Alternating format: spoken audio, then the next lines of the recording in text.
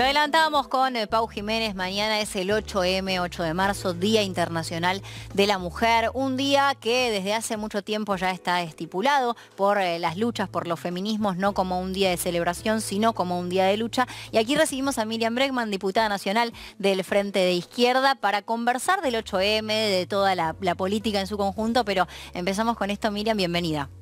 ¿Qué tal? Mira, mañana va a ser un día muy particular porque las mujeres en un contexto de ajuste económico sufrimos particularmente, ¿no? Mujeres, niños, niñas reciben los primeros embates y si vos te fijás donde se hacen los principales recortes del presupuesto, no son los bancos, no son las grandes cerealeras, no son los que exportan vinos, que todos logran su dólar soja, dólar Malbec, todos se van acomodando en el contexto, pero hay una fuerte descarga sobre esto. Lo marcamos cuando se trató el presupuesto en el Congreso, pero estos días se vio alrededor de la discusión de las jubilaciones. Sin moratoria, 9 de cada 10 mujeres se quedan sin jubilarse. Y con moratoria, estas mujeres entran a un sistema donde la mayoría va a cobrar la mínima, la jubilación mínima, que no le va a permitir llegar a fin de mes. Entonces yo marcaba ante todo que aquellas mujeres que votaron en su momento la pensión universal, que vendría a ser como el reemplazo del sistema jubilatorio durante el gobierno de Mauricio Macri, votado obviamente por Todo Cambiemos, pero con apoyo de sectores del peronismo, yo pedía que por favor este 8 de marzo no se digan feministas, porque alguien que vota elevarle la edad jubilatoria a las mujeres 5 años, después no podés ponerte un cartelito, decir, yo sé que es políticamente correcto decir estoy por los derechos de las mujeres, pero los derechos de las mujeres se defienden en la calle y las que somos diputadas lo tenemos que defender ahí adentro resistiendo a los ataques permanentes que son como la pensión universal, que eleva la edad jubilatoria a 5 años e intenta reemplazar el sistema jubilatorio actual, como las jubilaciones de hambre, los presupuestos de ajuste. Piensen ustedes que en un contexto de violencia de género tan grande como estamos viviendo en la Argentina, unos datos que tenemos son de agosto del año pasado, no lo tengo a esta fecha, hay que actualizarlo, se habían otorgado unos 200.000 planes a acompañar, ¿no? Este programa que tiene el Ministerio de Mujeres y Género para las mujeres que están en situación de violencia de género. Pero vigentes en ese momento había 55.000, porque a los 6 meses se cae. Y a nadie le importa si tu situación se resolvió, si pudiste conseguir un lugar donde ir a vivir.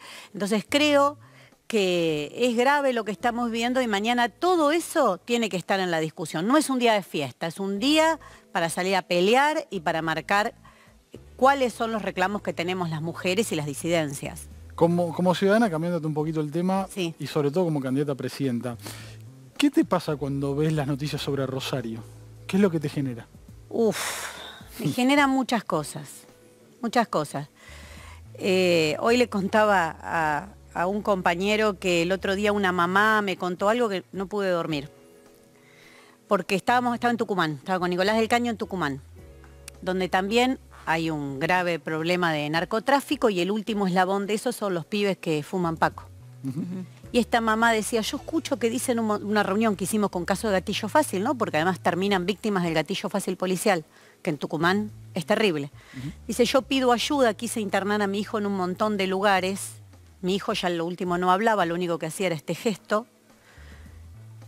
Y no lo pude internar. Golpeé todas las puertas, no tuve un lugar y termina la policía pegándole un tiro.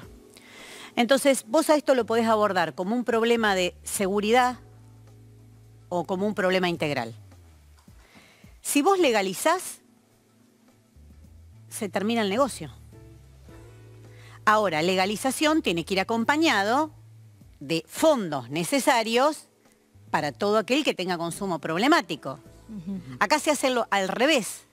Se intenta reforzar con medidas de seguridad para entrar en una guerra sin fin, como pasó en Colombia, como pasó en México, donde entonces ahora mandás ejército, fuerzas federales, que va a venir del otro lado mayor armamento, mayor violencia. Y por el otro lado, a las mamás que piden ayuda, nadie les da una respuesta. Entonces, vos tenés que hacer un abordaje integral. Acá es meramente de seguridad. Te lo diría con una palabra, humo. ¿Vos te crees que Alberto Fernández no sabe que eso fracasó? ¿Que no sabe lo que pasó en Colombia? que no sabe lo que pasó en México. Apenas asumió Perotti, no me lo olvido, dijo que iba a traer la DEA. ¿No saben lo que pasa cuando interviene la DEA? O sea, no es que no tienen experiencias para mirar. Están dejando que el negocio continúe y suman medidas efectistas, mediáticas. Pero es grave que nos lleven a esas situaciones, porque nosotros también vimos cómo terminó México, lo que ocurre en Colombia. Entonces lo que hay que hacer es un abordaje integral, que comience por la legalización, hay que discutir la legalización, hay que terminar como fue la ley seca en Estados Unidos. Recuerden, hay películas para todo aquel que quiera ver de todo tipo, de qué significó la prohibición. Ahí ya empezás a cortar el negocio. Te repregunto, ¿de todas las drogas? Bueno, eso hay que discutirlo y hay que ver. Hoy mucho de lo que se llama droga es la basura que queda de otras. No sé, es un debate complejo donde tienen que hablar los especialistas. Pero en principio vos tenés que cortar porque la ilegalidad es el negocio del narco. Eso lo reconoce cualquiera que estudie el tema. Segundo, los puertos son privados. Nadie ve que hay un salto en los 90. Y desde ahí empieza a crecer cuando se privatizan los puertos. ¿Dónde escuchaste que algunos de los miembros de la dirigencia política tradicional te hablen de la hidrovía y los puertos en manos privadas? Pero es lo elemental. Estatización de todos los puertos bajo control de los trabajadores para que no haya ningún funcionario que venga a hacer negocios con el puerto estatal. Pero eso es una medida básica. Tercera medida, porque no es que no hay medidas. Las que proponen son mediáticas y van a reforzar el problema y no las soluciones. Tercera medida, publicidad ya de todos los movimientos millonarios y claramente sospechosos de bancos y financieras del lugar. ¿Qué? ¿Esa plata dónde va? ¿Vos decís que no entra al circuito legal?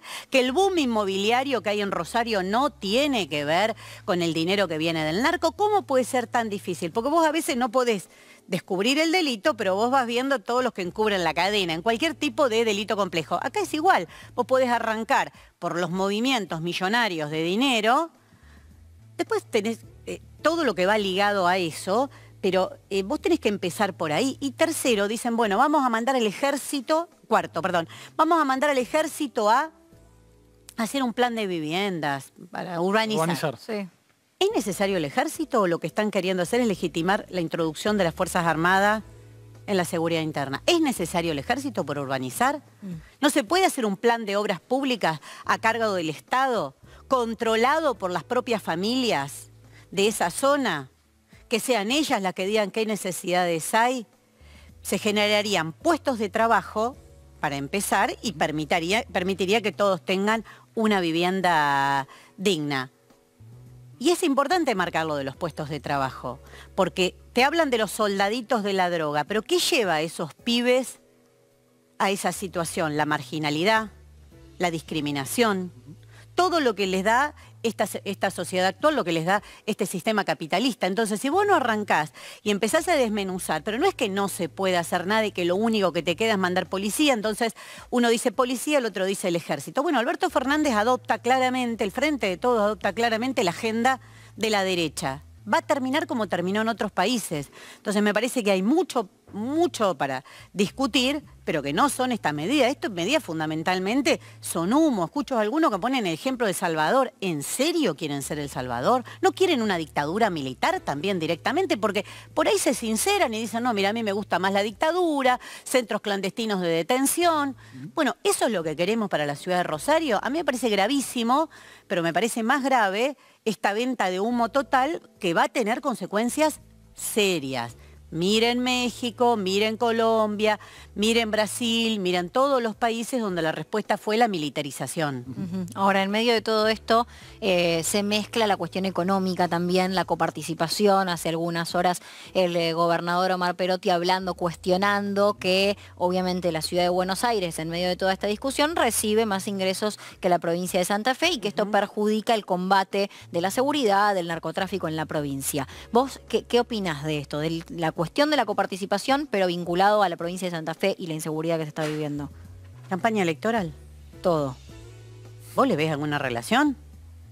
Acá el problema no es la coparticipación, que yo tengo mi posición en la coparticipación, me parece que van a una discusión de unitarios y federales, y esa no es la discusión que hay planteada en la Argentina hoy. Vos tenés el sur de la ciudad de Buenos Aires con una pobreza que es bastante mayor a la que hay en Nordelta. Entonces no me vengan a hablar que eso... Acá lo que hay que discutir es que durante el gobierno del Frente de Todos los ricos se hicieron más ricos y los pobres se hicieron más pobres. El resto, qué sé yo, está bien, discutamos. Estoy en desacuerdo que la Corte Suprema se meta a resolver esas cuestiones de la manera que lo hace. Podemos hablar un montón, pero acá no hay un problema de coparticipación. Acá hay un problema que los grandes fondos se los lleva el FMI, los acreedores privados, y Massa no para de dar regalos a los sectores más concentrados de la economía, ayer con el bono dual. Es decir, todo lo que no le dan a los trabajadores, que se pueda ajustar su salario por inflación y demás, se lo dan a los bancos. Bueno, si esa es tu proyección económica, después no me digas que el problema son 2 puntos de coparticipación. Porque lo que te queda de la torta para repartir acá adentro está bastante recortado. Hay otro que se llevó el pedacito más grande, que es el Fondo Monetario, los acreedores privados y los bancos, que no paran de ganar. Es obsceno. Se aproxima no solo el 8 de marzo, el 24 de marzo.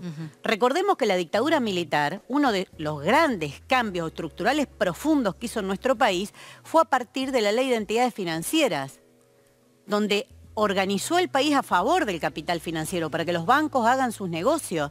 Ningún gobierno posterior a la dictadura se animó a tocar eso, le hacen pequeños cambiecitos, pero la estructura que armó la dictadura sigue intacta. Entonces, que después me digan que el problema son 2 puntos de coparticipación y que por eso en Rosario pasa lo que pasa, no sé, me cuesta encontrar una palabra elegante para definirlo.